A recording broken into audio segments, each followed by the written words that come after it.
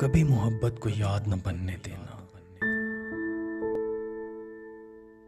कभी मोहब्बत को याद न बनने देना।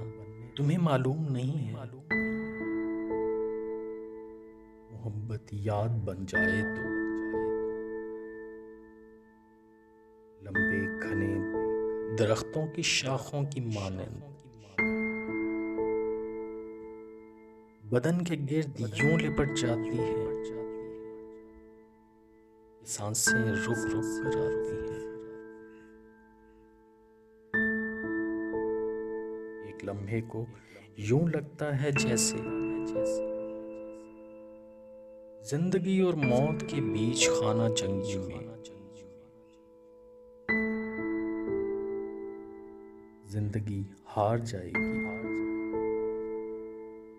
मगर मगर मोहब्बत की सिसकियां कुछ देर सहम कर चुप ओढ़ लेती हैं और फिर उस एक लम्हे की मौत कई सदियों पर भारी हो जाती है। सुनो सुनो बस उस एक लम्हे की स्याही रगों में घुलने से पहले